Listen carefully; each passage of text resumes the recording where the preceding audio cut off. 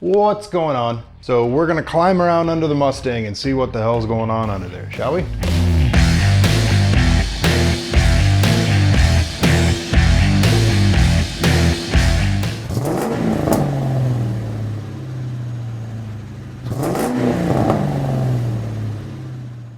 All right, let's see what the hell's going on under here.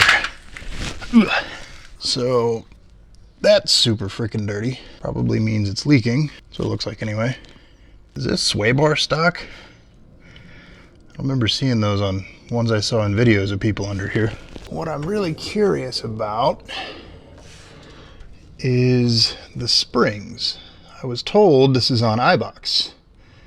So I'm wondering if maybe I can see,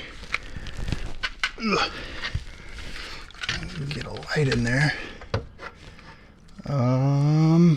Maybe if I rubbed off some of the schmoo.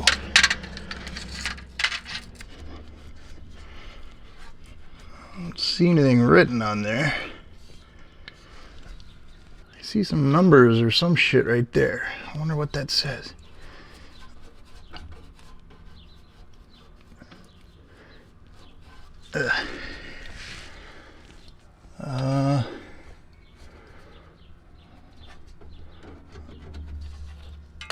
I don't know.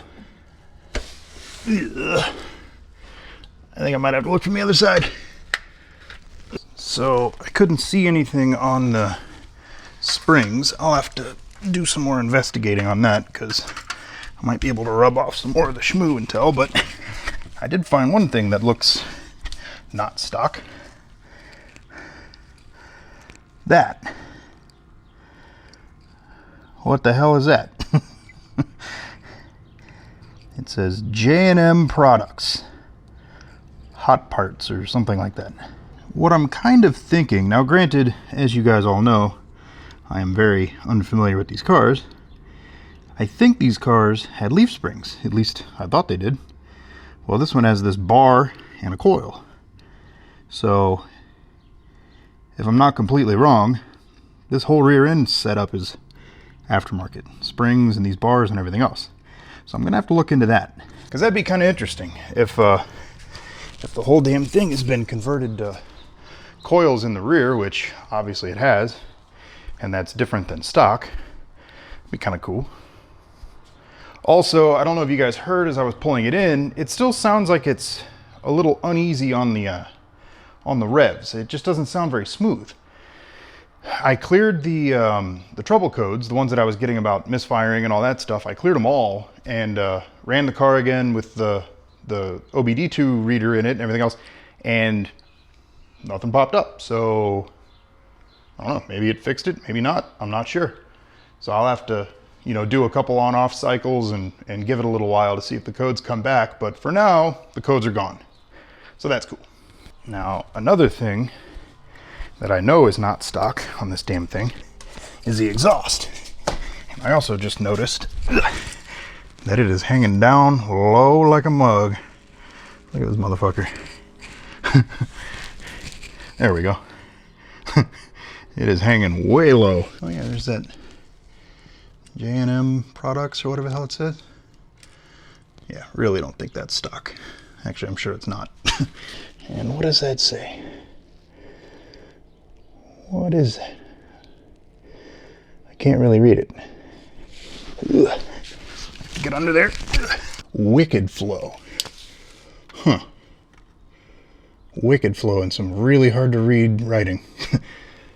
So that's definitely aftermarket. This whole exhaust is. It looks like it's cracked to hell and back up there. That spot right there. I don't know. I'll have to get under there at some point and check it out. See what's actually wrong with it. Or I can just take it somewhere and get it fixed. Which is probably what I'm going to do. Aftermarket exhaust confirmed. Aftermarket rear end. I'm thinking it's probably confirmed. I don't think that's stock. The diff definitely needs done because it just looks really, really grimy and gross. And yeah, that usually means it's leaking and shit. It may be out of fluid. Maybe that's why the rear end makes so much damn noise. I have no idea. Now, the next thing I want to check is the wheel bearings. And I'm also kind of curious to see if this thing has a limited slip. So the way you check that is you jack up both the back wheels, you take the parking brake off, and you turn one. Now, if you turn one and the one on the other side turns the same direction, that means you have a limited slip. So let's give it a shot.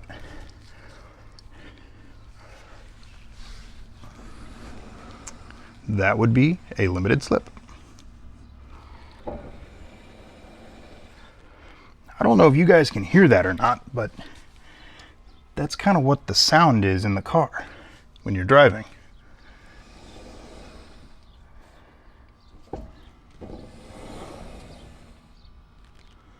It almost just sounds like the brakes are rubbing from out here, but it sounds more like gear whine in the car. I don't know. I really wish I knew what the hell that damn sound was.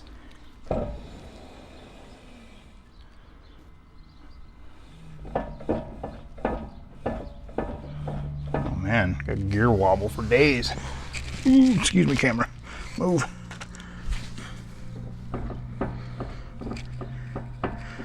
See how much I can move this one without that one moving? Yeah, I'm thinking that's not normal. And I can hear the teeth in the diff from right here. I don't know if you guys can, but I can hear them from out here. So I'm pretty sure the diff is why it's making weird ass noises when you're driving. I'm pretty sure, because that like I wouldn't think, it sounds almost like a squeaky door, all the teeth coming together. I wouldn't think you'd be able to hear that from out here if it was doing what it's supposed to be doing.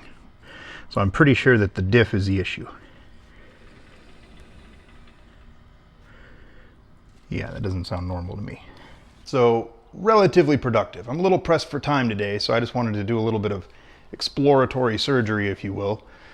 Confirmed the rear end isn't stock. It has a limited slip differential.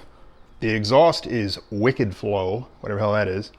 It's also dingle-dangling around like fucking crazy, so I gotta fix that shit. Or take it somewhere to get fixed. The diff is making some slightly weird noises, and there is a ton of slop and play in the diff. So I'm thinking next week is gonna be diff fun.